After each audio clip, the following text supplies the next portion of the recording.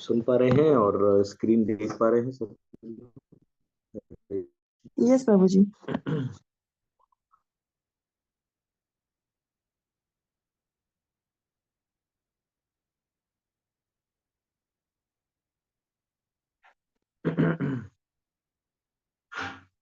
हरे कृष्ण।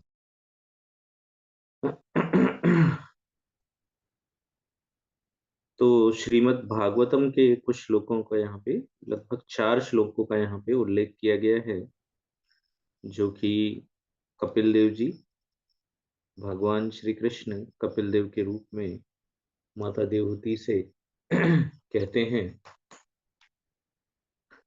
और उन्हीं श्लोकों को यहाँ पे दोहराया गया है। लक्षणं भक्ति योगस्य निर्गुणस्य उदाहृतम् अहेतुक्य अव्यवहिता या भक्ति पुरुषोत्तमे।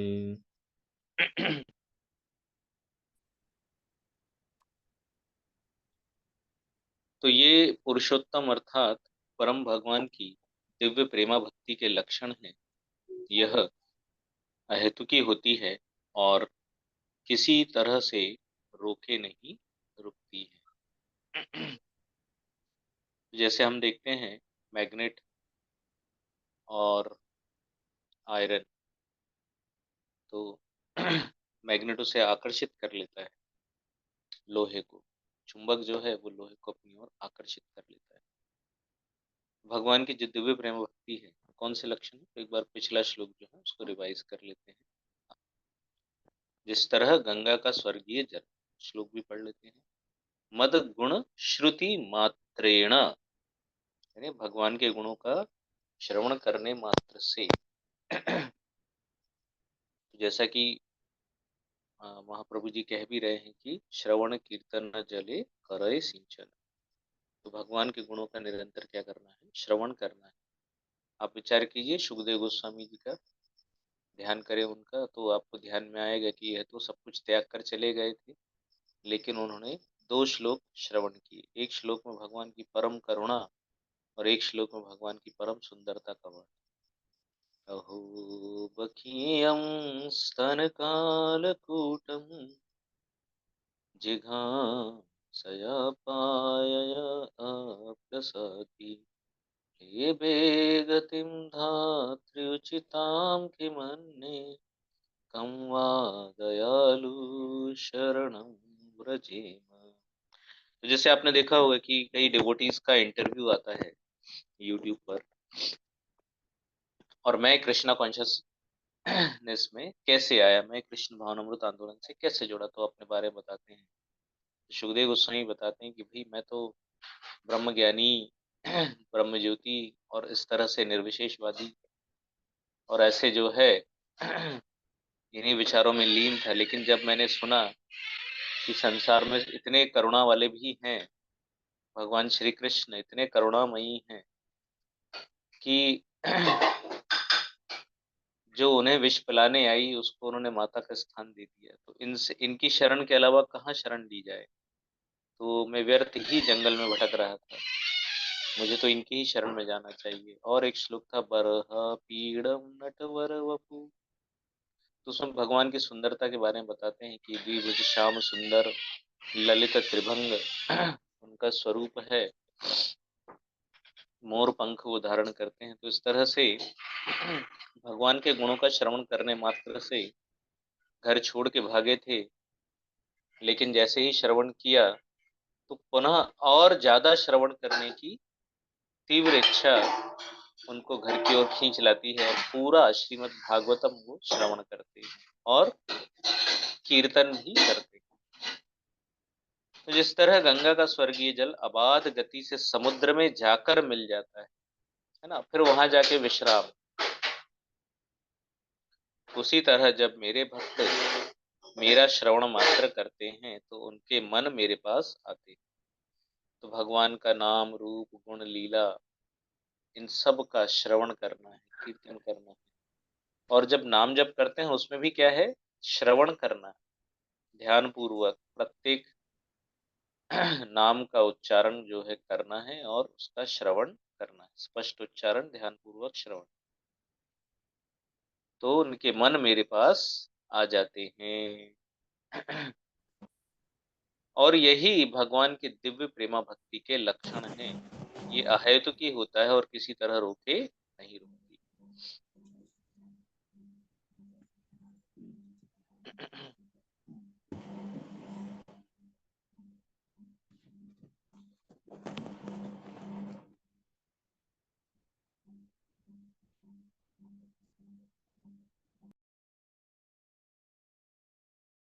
हरे कृष्ण।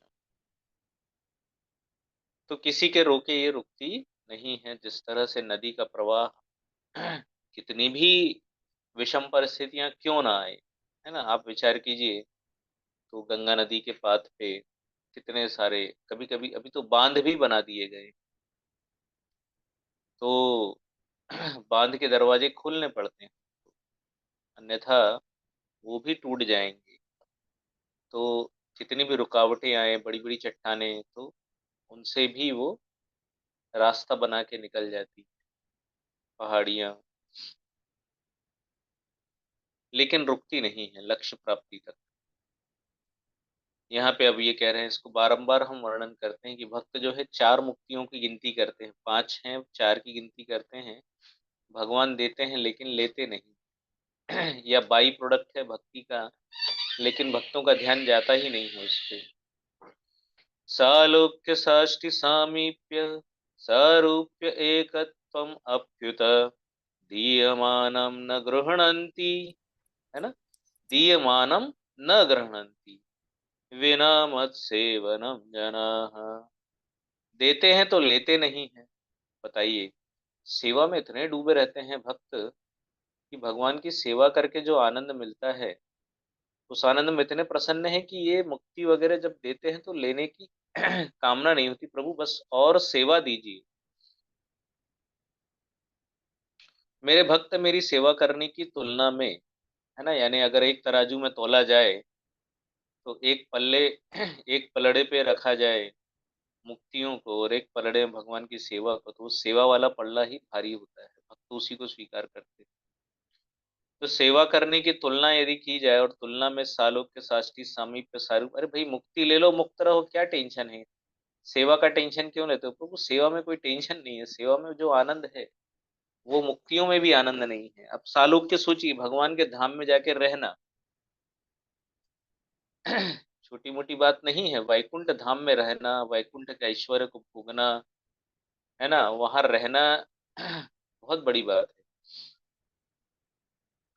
सामीप्य, तो भगवान के लोक में जाके आप भगवान के समीप रह सकते हैं, है ना। सारूप्य, भगवान अपने जैसा स्वरूप देते हैं कि भाई तुम भी चार भुजाएं ले लो, श्याम वर्ण ले लो, वैसा ही वेशभूषा ले लो, वैसी ही कांति, सब कुछ सेम, थोड़ा सा डिफरेंस रहता है बस।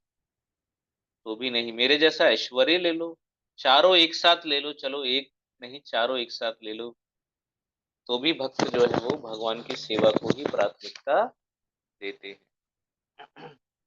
जैसे आपने कल भजन भी सुना, बहुत सुंदर भजन है, और जब वो आप महाराज जी की आवाज में सुनेंगे तो एकदम इतना मधुर लगता है कि वर्णन कर पाना मुश्किल है। जरूर श्रवण कीजिए आप।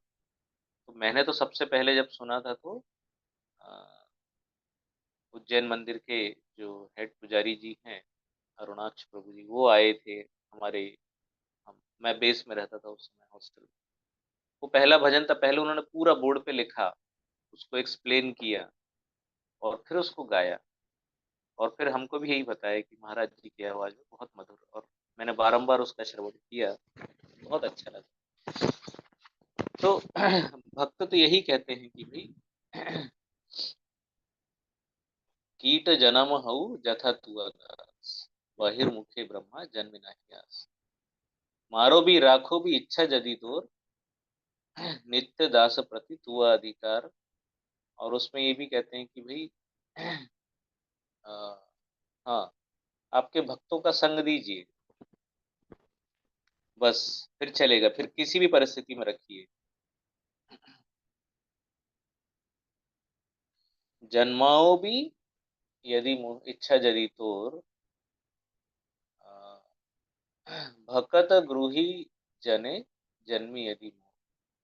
यदि आपकी इच्छा है, वैसे तो जीवन मरण आपके हाथ में है, आपकी इच्छा है तो जन्म दीजिए, आपकी इच्छा है तो मृत्यु दीजिए। और यदि जन्म देने की इच्छा है तो आप मुझे भक्तों के घर में दीजिए जन्म।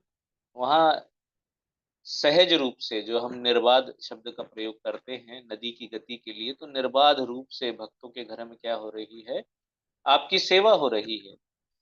तो मुझे भी क्या मिलेगा, सेवा का अवसर मिल जाएगा। अच्छा, भक्त के घर में आप मनुष्य रूप नहीं दे सकते तो कम से कम वहां उस घर में कीट पतंगा बना दीजिए। तो जैसे कहते हैं ना कि भगवान के नाम का कीर्तन जहाँ होता है तो वहाँ जो ये पशु पक्षी कीट पतंगे इनका भी उद्धार हो जाता है। तो यदि मैं भक्त के घर में जन्म लूंगा तो कुछ ना कुछ सुकृति मुझे मिलती रहेगी, आपकी जो सेवा वहां होती रहेगी उसकी कुछ ना कुछ सुकृति मुझे मिलती रहेगी। प्रभु यदि इस योग्य आप नहीं समझते, है ना, कि मुझे भक्त के ग्रह घर में मनुष्य जन्म मिले, ऐसा यदि इस योग्य नहीं समझते तो कीट पतंगा बना के वहां रख दीजिए मुझे उनके घर में। स एव भक्ति योगाख्यात्यंतिक उदाहृतः येनातिव्रज्य त्रिगुणं मदभावाय उपपद्यते। ऊपर बतलाया गया भक्ति योग जीवन का चरम लक्ष्य है।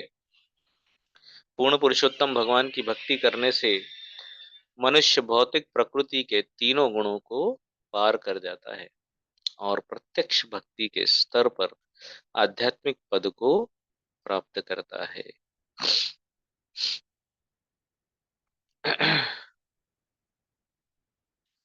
आगे कहते हैं, भुक्ति मुक्ति आदि वांछा यदि मने हय, साधन करिले प्रेम उत्पन्न ना हय। तो जैसे कि हमको बताया गया, उपशाखा नहीं बढ़ने देना है। तो यही बता रहे हैं कि यदि कोई भौतिक भोग, है ना, भुक्ति या फिर भौतिक मुक्ति की कामना से पीड़ित है, मुझे भोग भी मिल जाए, इंद्रिय तृप्ति भी हो जाए, मुक्ति मिल जाए, ऐसी कामना से यदि कोई पीड़ित है, ये सब उपशाखाएं हो गई, है ना। तो भक्ति लता कैसे बढ़ेगी, भक्ति लता नहीं बढ़ेगी तो प्रेम रूपी फल कैसे लगेगा। यहाँ पे वही कह रहे हैं कि तो वह व्यक्ति शुद्ध प्रेमा भक्ति के स्तर पर ऊपर नहीं उठ सकता, भले ही वह साधारण विधि विधानों के अनुसार ऊपरी तौर पर भक्ति क्यों ना कर रहा हो। तो अब ये गहराई की बात है।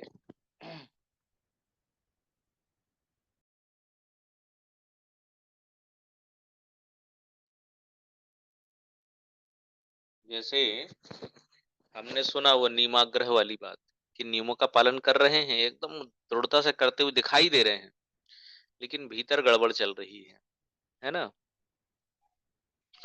तो अंदर क्या है, तो भुक्ति और मुक्ति की कामना है, और बाकी विधि विधानों का पालन कर रहे हैं, जो भी हमको मॉर्निंग प्रोग्राम है उसको फॉलो कर रहे हैं, जो भी रूल्स एंड रेगुलेशंस हैं उसको फॉलो कर रहे हैं, लेकिन फिर लंबे समय तक ऐसा भजन करने से शुद्ध प्रेम की प्राप्ति नहीं होती, फिर जन्म जन्मांतर तक शुद्ध प्रेम की प्राप्ति नहीं होती। शील भक्ति सिद्धांत सरस्वती ठाकुर कहते हैं कि जो व्यक्ति मन में अच्छे कार्य का फल भोगने, है ना, या संसार द्वारा सताए जाने के कारण भव बंधन से छूटने की इच्छा रखता है, वह कभी भी भक्ति रस को प्राप्त नहीं कर सकता है ना। कई बार व्यक्ति परेशान होकर के कहता है कि बस प्रभु अब ये संसार से मुक्ति दिला दो, बहुत परेशानियां झेल चुका हूँ, अब नहीं झेलना चाहता हूँ। तो ऐसी कई बार जो कामनाएं होती हैं वो फिर क्या होती है, वही बाधा बन जाती है, और जो हमारा प्रेम भक्ति रूपी रस है या कृष्ण प्रेम रूपी फल है वो हमको प्राप्त नहीं हो पाता। क्या कर रहे हैं, मोल भाव हो जा रहा है ना। आपके पास में जो कीमती पूंजी आपने इकट्ठा कर रखी है, हरि नाम जप रहे हैं और उस पूंजी को इकट्ठा कर रखा है, उससे कृष्ण प्रेम रूपी फल आपको लेना है, तो उसको दे करके आप मुक्ति खरीद रहे हैं या इंद्रिय तृप्ति खरीद रहे हैं, तो ये गड़बड़ हो जाता है। तो दूसरे शब्दों में कहा जा रहा है कि भक्ति करते समय भौतिक लाभ की इच्छा नहीं रखना चाहिए। तो फिर दो पुस्तकें हैं हमारे पास में, एक है भक्ति रसामृत सिंधु और एक है उपदेशामृत। तो इनको गहराई से अध्ययन करना पड़ता है। तो एक इसमें लिखा हुआ है 64 विधि विधानों का पालन करते हुए भी कलुषित हृदय होने पर उसे शुद्ध भक्ति नहीं मिल पाती। तो जो भक्ति रसामृत सिंधु, उसमें अनेक नियमों को बताया गया है। तो उन नियमों को, विधि विधानों का पालन करते हुए भी यदि मन की गहराइयों में कहीं इच्छा बसी हुई है तो शुद्ध भक्ति नहीं मिल पाती है। तो इसलिए जब हमें भक्त क्या सजेशन देते हैं, जो सीनियर डिवोटीज हैं, वो क्या कहते हैं कि भाई नाम जप जो है वो करते समय बहुत गहराई से प्रार्थना, प्रेयरफुल मूड में आपको नाम जप करना है और प्रार्थना करते रहनी है भगवान से। तो जैसे छोटा बच्चा खूब रोता है, तो ऐसे ही हमें भगवान से भगवान की सेवा प्राप्त करने के लिए निरंतर प्रार्थना करते रहनी है। और बहुत ध्यान पूर्वक, सावधानी पूर्वक जप करना है कि कहीं कोई इच्छाएं तो बाहर नहीं आ रही हैं। यानी नाम जप चल रहा है और इच्छाएं बारंबार जो है वो मन में दोहरा रहे हैं, हम उसका रिपीटिशन कर रहे हैं, तो गड़बड़ हो जाती। भुक्ति मुक्ति स्पृहा यावत भुक्ति मुक्ति स्पृहा यावत पिशाची हृदि वर्तते तावद भक्ति सुखस्यात्र कथम अभ्युदयो भवेत। तो भौतिक जगत को भोगने की इच्छा तथा भौतिक बंधन से मुक्त होने की इच्छा, ये दोनों क्या है, पिशाचिनियां हैं। तो पहले जैसे हम लोग सुनते थे कि जो पिशाच है क्या करते हैं, ये रक्त चूस लेते हैं सामने वाले व्यक्ति का। तो वो दिखेगा ऐसे ही आपको सामान्य, लेकिन उसका रक्त जो है ये लोग पीते रहेंगे और धीरे धीरे धीरे कुछ पता नहीं चलेगा अरे बीमारी क्या हुई है, और व्यक्ति कमजोर होके जो है प्राण उसके निकल जाते हैं। बहुत इलाज कराओ, कुछ बीमारियां नहीं निकलती, पता ही नहीं चलता है, लेकिन कमजोरी आते जाती है और एक समय वो डेड हो जाता है।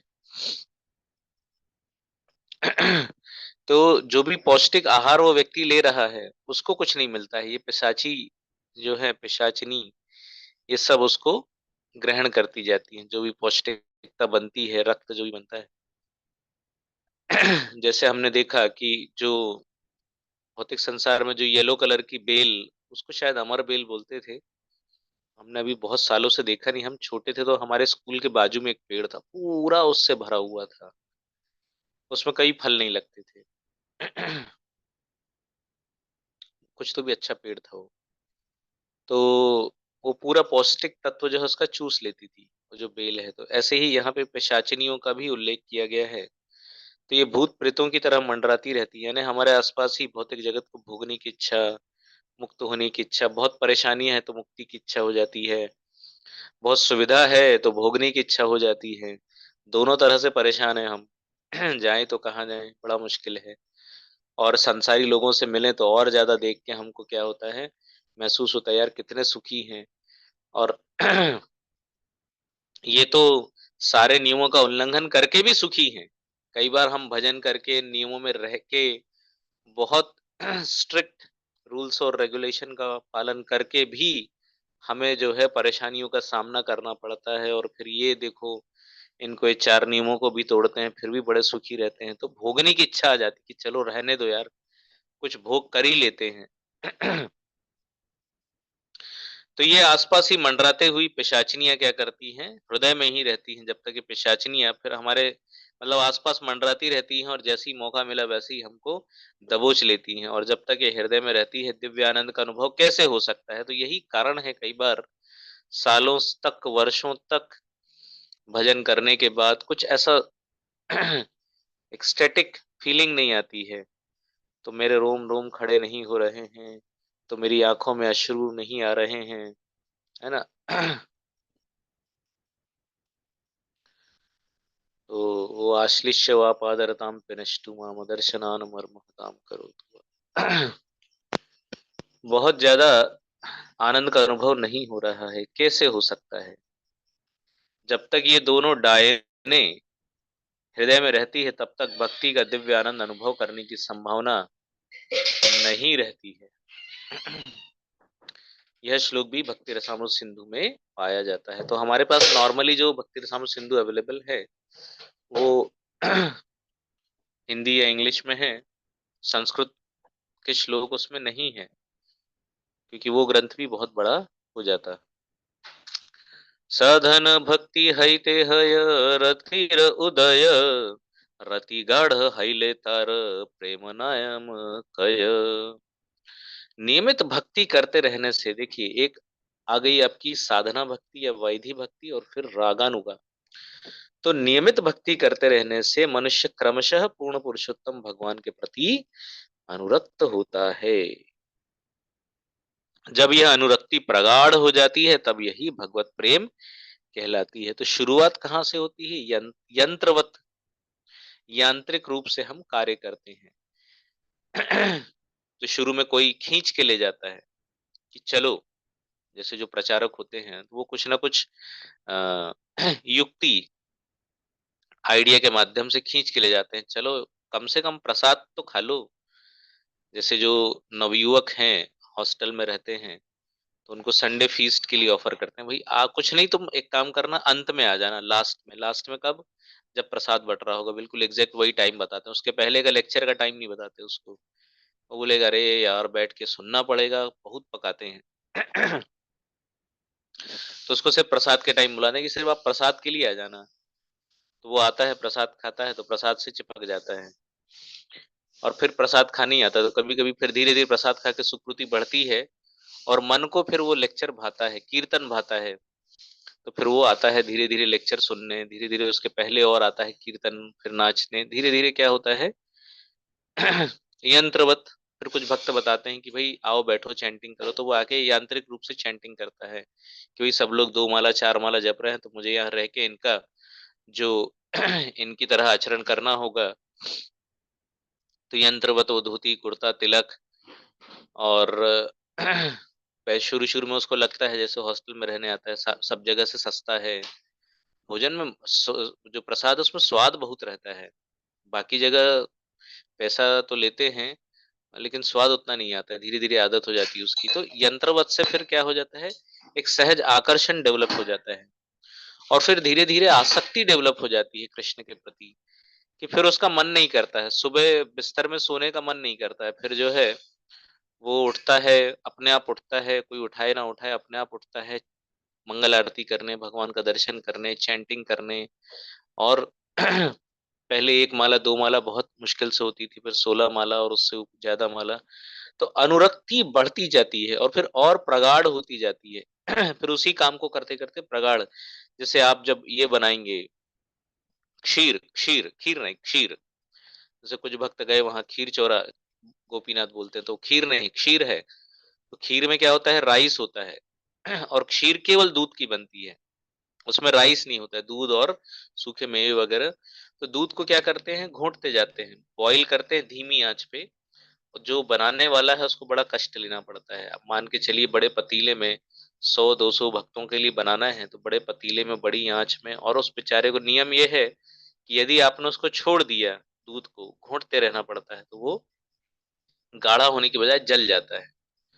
तो बड़ी मेहनत से साधक को क्या करना पड़ता है? खूब साधना करते करते करते करते करते क्या हो जाता है? वो प्रगाढ़ता आ जाती है, और अनुरक्ति प्रगाढ़ हो जाती है, भगवान के प्रति रति आ जाती है, प्रेम आ जाता है। यही जो है, ये जो प्रगाढ़ता है, ये भगवत प्रेम कहलाती है। तो दूध को जो गाढ़ा करते हैं, गाढ़ा करते हैं ना, प्रभुपाद जी के कई लेक्चर में ऐसा सुनो, it's time to boil the milk. तो दूध को और क्या करना है? उबालते जाना है, उबालते जाना है, उबालते जाना है। तब उसका क्या होता है? स्वाद बढ़ते जाता है। आप उसको खाएंगे तो ऐसा लगेगा अमृत जैसा स्वाद है। हमने एक बार अमरावती में जन्माष्टमी के समय उसका स्वाद लिया था। तो जो भक्त मैं देख रहा था लगातार आते जाते, किचन से हमको कुछ सर्विस मिली थी, बहुत लंबे समय से बेचारे खड़े थे, और वो हाथ में सराटा लेकर के जो है उसको लगातार चला रहे थे। और रात को जो है 12 बजे के बाद, कृष्ण जन्म होने के बाद जब हमको भोग मिला, तो बड़ा स्वाद।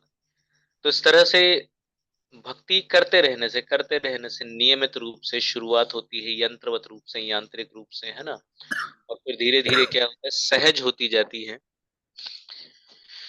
और वो सहज होते होते क्या होता है, अनुरक्ति बढ़ती जाती है, आसक्ति बढ़ती जाती है, और फिर उसमें और प्रगाढ़ता आती जाती है। और वो प्रगाढ़ता जो है भगवत प्रेम कहलाती है। फिर यहाँ वहां विचलित नहीं हो पाता है भक्त, निरंतर जो है सहज रूप से वो भगवान की सेवा में लगा रहता है। नाम जब सहज रूप से होता है, भगवान की कोई भी सेवा है सहज रूप से होती है। भक्ति रसामृत सिंधु से साधन भक्ति के विषय में निम्नलिखित जानकारी प्राप्त होती है। कृति साध्य भवेत साध्य भाव सा साधना विदा नित्य सिद्धस्य भावस्य प्राकृत्यम हृदय साध्यता। श्रवण कीर्तन से प्रारंभ होने वाली भक्ति की प्रक्रिया साधन भक्ति कहलाती है। इसमें वे विधान सम्मिलित हैं जिनका उद्देश्य मनुष्य को भक्ति की ओर उन्मुख करना होता है। और भक्ति प्रत्येक के हृदय में सदैव सुप्त रहती है, और निरपराध भाव से भगवान नाम का कीर्तन करने से मनुष्य की मूल सुप्त कृष्ण भावना, कृष्ण चेतना जागृत होती है। हाँ? कौन सा भाव चाहिए? निरपराध भाव चाहिए, है ना। ध्यान पूर्वक इसको, ये वाला जो शब्द है ये अंडरलाइन करना पड़ता है, निरपराध भाव से। तो कृष्ण चेतना की जागृति ही साधन भक्ति का प्रारंभ है। तो जो सुप्त कृष्ण प्रेम है वो साधन भक्ति से जागृत हो जाता है और धीरे धीरे बढ़ता चला जाता है। इसके कई अंग हो सकते हैं, है ना। आदौ श्रद्धा, ततो साधु संग, फिर भजन क्रिया, फिर निष्ठा, रुचि, आसक्ति, प्रेम। तो पहले श्रद्धा, फिर श्रद्धा से भक्तों की संगति, फिर गुरु के द्वारा दीक्षा प्राप्त करना, फिर उनके आदेशानुसार भक्तिमय सेवा में प्रवृत्त होना, फिर भक्ति में स्थिरता, है ना। उसके लिए रुचि, निष्ठा और रुचि। इस तरह मनुष्य कृष्ण तथा उनकी सेवा में अनुरक्त हो जाता है। यही अनुरक्ति प्रगाढ़ होने पर कृष्ण प्रेम बन जाती है। तो दो ऑप्शन है हमारे पास में, माया के प्रति अनुरक्त होना या कृष्ण के प्रति। फायदा बहुत है यदि हम कृष्ण के प्रति अनुरक्त रहेंगे, क्योंकि संसारी माया के प्रति अनुरक्त रहेंगे तो ठोकरें ही मिलने वाली है, कुछ और मिलता नहीं है। माया देवी क्या करती हैं, तो गधे की तरह, गधे के सामने क्या करते हैं, एक ऐसे मुड़ी हुई लकड़ी होती है, एक सेफ डिस्टेंस होता है, और उस लकड़ी के सिरे पे एक सिरा गधे के पीठ से बंधा होता है, एक सिरा जो है उसके उस सिरे पे गाजर बढ़िया नरम मुलायम लाल गाजर जो है टांगे रहते हैं। और गधा बेचारा निरंतर परिश्रम करता रहता है, निरंतर। और पीछे से जो धोबी है उसको मारते पीटते चलाते ले जाता है, और उस गाजर की लालच में जो है वो बढ़ता रहता है, और बड़ी मुश्किल से आखिरी में कहीं उसको गाजर मिलती। तो बहुत थोड़ा सा सुख के प्रलोभन में इतनी भयंकर पीड़ाएं, इतनी इतनी लातें। तो ये है माया में अनुरक्त होने का परिणाम। और कृष्ण के प्रति अनुरक्त होने का परिणाम यह है कि सारी परेशानियां समाप्त हो जाती हैं, आनंद ही आनंद मिलता है। वही जिसके पास जो है वही दे सकते हैं ना। तो माया के पास जो है वो माया देवी देंगी, और जो कृष्ण के पास है वो कृष्ण देंगे। तो कृष्ण तो है ही आनंद के सागर।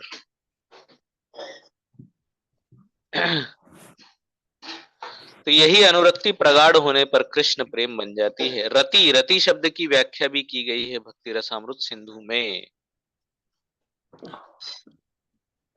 व्यक्तम मसृण मसृणे शृणुतेवांतर लक्ष्यते रति लक्षणम मुमुक्षु प्रभृतीनाम चेद भवेदेशा रतिर्नहि। जब हृदय की कोमलता प्रकट हो तो उसे रति कहते हैं, किंतु जो लोग भवबंधन से छूटने में रुचि रखते हैं वे यह कोमलता प्रकट नहीं करते हैं।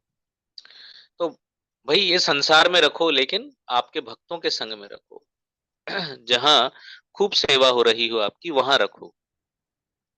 आप चाहो तो अपने धाम में ले जाओ, कोई दिक्कत नहीं है, चाहो तो यहीं रखो, जहां मर्जी वहां रखो, लेकिन आपके भक्तों के संग में, शुद्ध भक्तों की संगति हमको प्रदान करो। हरे कृष्णा।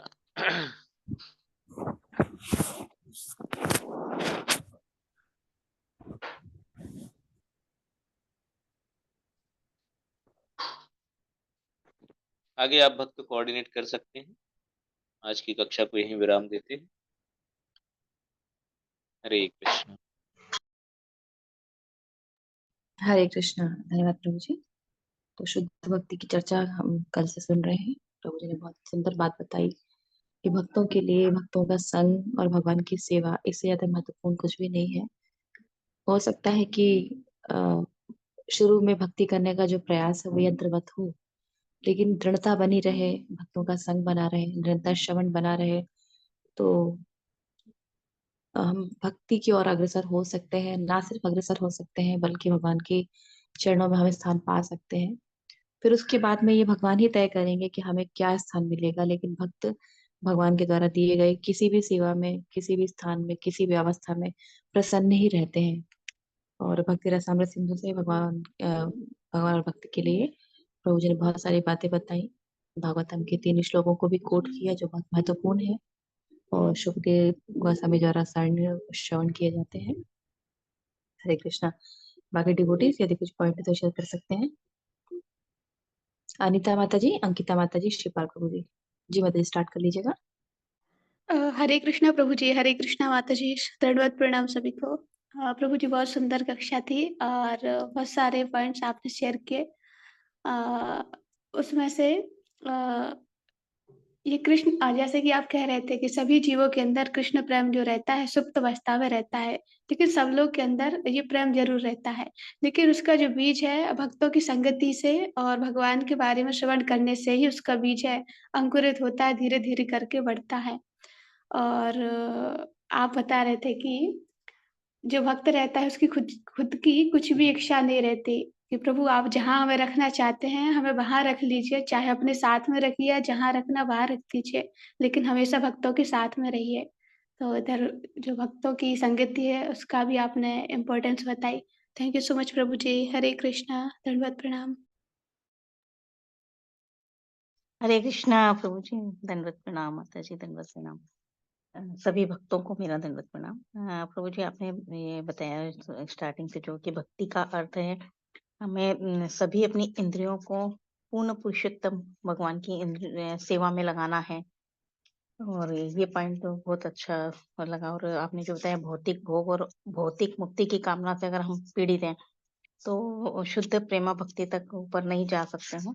तो जो मेन पॉइंट आपने बताया कि निरपराध जो भाव बिना अपराध के भाव से जो हम भगवान नाम कीर्तन करेंगे वही कृष्ण चेतना जागृत होगी। तो मुझे थोड़ा सा एक डाउट था थोड़ा अभी तक इतना अभी पढ़ा जो तो सब में ये बताते थे कि ना ये संसार दुखालय है, यहाँ दुख है और तो सब तरह के ताप है, तीनों तरफ के तरह के। तो हमें इनसे छुटकारा पाना है, इसलिए हमें भक्ति करना है और गोलोक वृंदावन जाना है। तो इनको हम जैसे आपने बताया भौतिक जगत में भोगने की इच्छा और बंधन से छूटना, ये 2 पिशाचिनें बताई हैं। तो मेरे को थोड़ा सा वो लग रहा था कि अभी तक हमको ज्यादातर इस बात पे भी जोर दिया गया है, तो इसको कैसे लेंगे कि हम ये इच्छा रखना है या सिर्फ मतलब जो अभी आपने बताया सभी इंद्रियों को कृष्ण की सेवा में लगाना है और उनसे प्रेम बढ़ाना है। तो हरे कृष्ण। हरे कृष्णा। थैंक यू माता जी ध्यान पूर्वक श्रवण करने के लिए आपको। और श्रीपाल प्रभु जी नोट कर लीजिएगा। हरे कृष्णा डोम प्रभु जी, हरे कृष्णा आप सभी को प्रणाम। Thank you. और माता जी ने जो अभी लास्ट में बात बताई ना, वो कि एक थोड़ा सा संशय है मन में, तो वो उस पॉइंट पर मेरा भी ध्यान गया था कि 2 पिशाचिनियों में से एक भवबंधन से छूटने वाला जो है भौतिक जगत की आसक्ति जब हम छोड़ते हैं तो फिर वो पॉइंट बार बार आता है, क्योंकि दूसरी पिशाचनी को हम पकड़ लेते हैं कि हमें दुखालय है, जो माता जी ने कहा ना, वो संशय मेरा भी है। तो प्रभु जी थोड़ा सा, हालांकि उसका उत्तर आपने आगे कहा है कि प्रगाढ़ता तब आएगी, फिर आपने वो खीर का उदाहरण भी दिया। और एक बहुत ही आकर्षक पॉइंट यहाँ पर ये है कि कोमलता जब तक नहीं आएगी, तो जो रति शब्द यहाँ पर उपयोग हुआ है, तो वो कोमलता का जो भाव उत्पन्न नहीं होगा। तब तक। और मतलब एक मशीनीकृत अगर चीजें हो गई है जीवन में, मतलब 64 अंगों को भी अगर हम पालन कर रहे हैं, लेकिन परिपालन करके भगवान प्रभु जी ने यहाँ पर एक शब्द लिया था कि मन की कहीं अनंत मतलब गहराइयों में भी कहीं पर कोई इच्छा छिपी हुई है। तो कितनी शुद्धता चाहिए हमें कोमलता लाने के लिए। तो ये पॉइंट ऐसा है जिसको मतलब हमें या फिर मैं अपने आप की बात करूं कि बहुत नोट करने वाला पॉइंट है कि अगर कोई सी भी इच्छा अगर हमने रखी, वो भी गहराई में भी, ऐसे ऊपरी तौर पर देखने पर नहीं, तो फिर भी संभव नहीं है कि वो कोमलता हमें मिलेगी। हरे कृष्णा, दंड प्रणाम। थैंक यू प्रभु जी। हरे कृष्णा जी प्रभु जी। तो कल इस पॉइंट को हम प्रभु जी से और डिस्कशन करने के लिए प्रयत्न करेंगे। तो अभी और किसी भक्त की कोई शेयरिंग हो तो बता सकते हैं। यदि कुछ प्रश्न हो तो डाउट मन में ना रखें, क्योंकि हमने पहले भी पढ़ा है कि जो संशय होते हैं वो अपराधों के जनक होते हैं। बाद में हमसे अपराध हो, हम कुछ समझ ना पाए, उसको हम किसी दूसरे वे में ले लें, बेहतर है कि हम उसको क्लियर कर लें।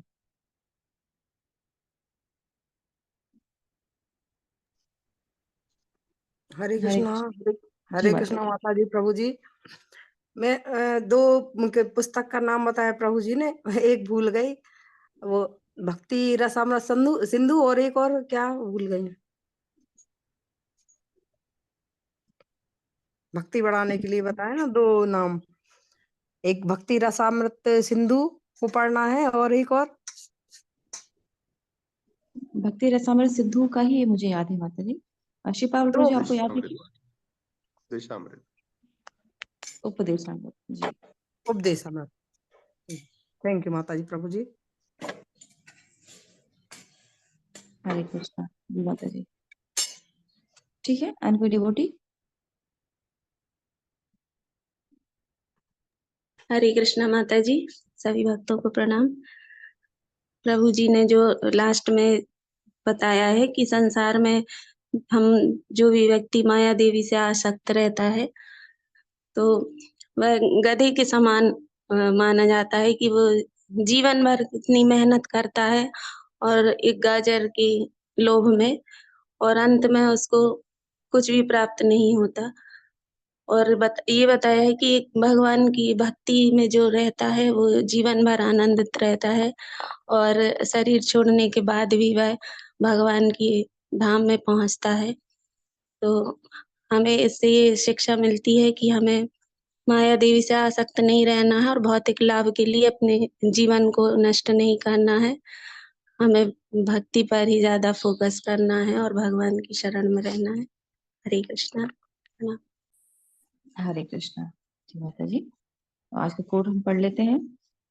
जो बाहर सुख ढूंढता है वह भौतिकतावादी है, और जो अंदर आनंद ढूंढता है वह आध्यात्मवादी है। लॉस एंजलिस, 8 फरवरी 1969। एक अन्य कोट है।